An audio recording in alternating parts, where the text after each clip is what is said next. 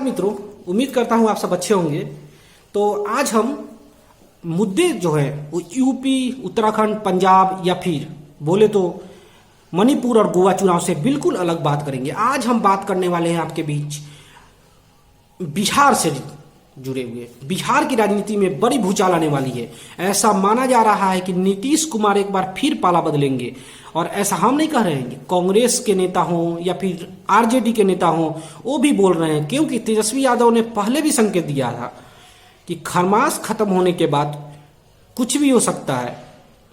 और ये जो है ये बहुत पहले शुरू से, जब से सरकार बनी है 2020 में, तब से ये लगातार संदेश मिल रहे हैं कि लो माइनॉरिटी, सरकार की मेजोरिटी लो है, यानी कि 123 सीटों पर जो वो आती है, क्या बोलते हैं, बहुमत आती है। बीजेपी और जदयू गठबंधन के पास, वीआईपी उसके साथ हम मांझी की पार्टी है, उनके पास 128 129 सीटों का ही विधायकों का ही सपोर्ट है, तो उनके पास लो है। उसमें भी गोपाल मंडल जैसे विधायक जो है वो बागी हो चुके हैं, लगातार उल्टा सीधा बयान देते रहते हैं। इसके अलावा बीजेपी लगातार नीतीश कुमार पे चढ़ती हुई नजर आती है। शराबबंदी का मुद्दा हो या फिर कोई सा मुद्दा हो।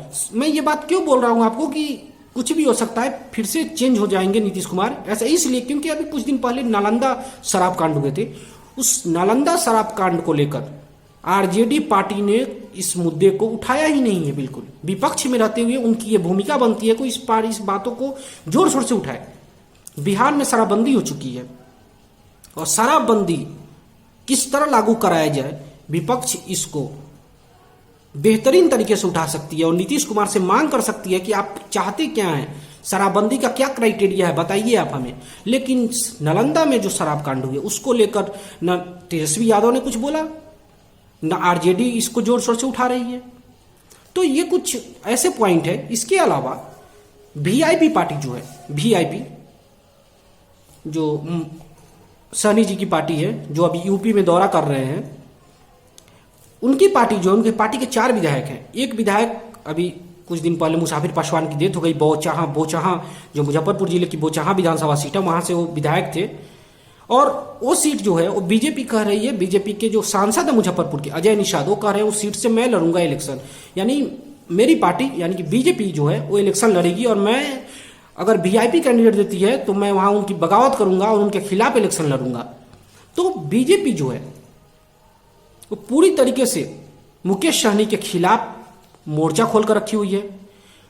उसके अलावा हम जो है, हम पार्टी यानी जीतन राम मांझी की पार्टी, हिंदुस्तान आवाम मोर्चा, उनकी पार्टी भी लगातार नीतीश कुमार के ऊपर, उनके ही सरकार में रहते हुए उन्हीं के सरकार के योजनाओं के खिलाफ लगातार आवाज उठाती रहती है। नीतीश कुमार के खिलाफ शराबबंदी को लेकर हो मांझी की बात, या फिर अफसरशाही को लेकर हो, या फिर ब्राह्मणों को मांझी के तरफ से उल्टा सीधा गलत व्यवहार, गलत बातें कहना हो, उन्हें अभद्र भाषा का प्रयोग करके गाली देना हो। तो ये सब जो संकेत है, ये सब बहुत बुरी स्थिति में जा रही हैं। इसके अलावा नीतीश कुमार जो है वो शराबबंदी को लेकर जो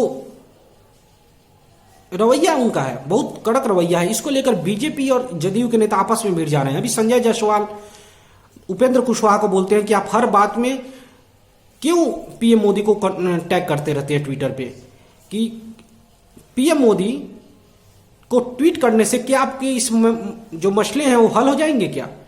तो संजय जायसवाल जो बीजेपी के अध्यक्ष हैं यहाँ के बिहार के, और उपेंद्र कुशवाहा जो पार्लियामेंट्री बोर्ड के अध्यक्ष हैं, चेयरमैन हैं, उन लोगों के बीच जो 2 बड़े सीनियर ही लड़ रहे हैं, तो इसमें पार्टी का नुकसान होगा ना इससे। तो इस चीजों को लेकर, इन चीजों को लेकर दोनों पार्टियां आपस में भिड़ रही है। इसके अलावा इन सब के बीच में एमएलसी का जो चुनाव आने वाली है, उसमें टिकट वितरण को लेकर एमएलसी के 24 सीटों पर बिहार में चुनाव है। उनकी कार्यकाल जो है 2021 में ही खत्म हो चुकी है, तो उस पर भी चुनाव है। तो उसको लेकर, सीटों को लेकर दोनों में गहमागहमी बनी हुई है। इन सब के बीच जातीय जनगणना, सबसे बड़ा मुद्दा जो है जातीय जनगणना है। उस जातीय जनगणना को लेकर नीतीश कुमार बीजेपी के खिलाफ जाकर उन्होंने बोला कि मैं जातीय जनगणना कराऊंगा, बीजेपी को भी इसमें हमारी साथ देनी चाहिए, क्योंकि उन्होंने नरेंद्र मोदी को लेटर लिखा था, नरेंद्र मोदी से जाकर पूरे विपक्ष के साथ उन्होंने मिला भी था। उसके बावजूद बीजेपी ने सख्त मना कर दिया कि जातीय जनगणना नहीं हो सकती है। तो जातीय जनगणना को के मुद्दे पर आरजेडी का पूरा सपोर्ट है बीजेपी जेडीयू को, और जेडीयू और आरजेडी यही मौका खोज रही है जेडीयू को खुलकर लाने का अपने पक्ष में। और यह सबसे बड़ा मुद्दा बन सकता है चुनाव में पार्टी बदलने का और नीतीश कुमार को आरजेडी के साथ जाने का।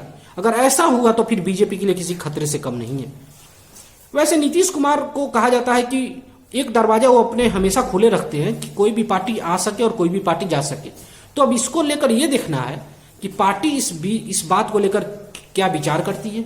नीतीश कुमार आरजेडी के साथ जाते हैं, अगर आरजेडी के साथ जाएंगे तो उनका कितना नुकसान होगा यह भी देखना होगा, क्योंकि उनकी पार्टी ऑलरेडी आरजेडी के साथ जाकर कितनी बड़ी नुकसान झेल चुकी है। वो देख चुके हैं कि कहाँ उनके सीट थे 80 और कहाँ चले आए 41-42 पे।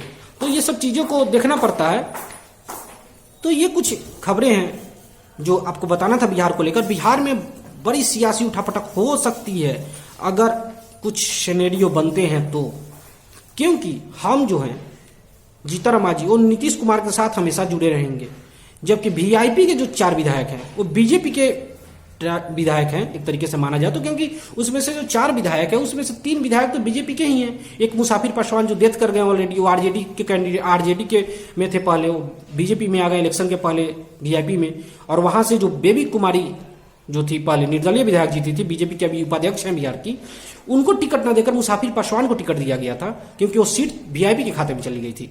तो अभी एक सीट पर उपचुनाव है और ये उपचुनाव जो है ये बहुत महत्वपूर्ण उपचुनाव है। देखना होगा कि इस उपचुनाव में एनडीए की क्या रणनीति होती है और जो रणनीति होगी वो आगे की भविष्य इनकी बताएगी।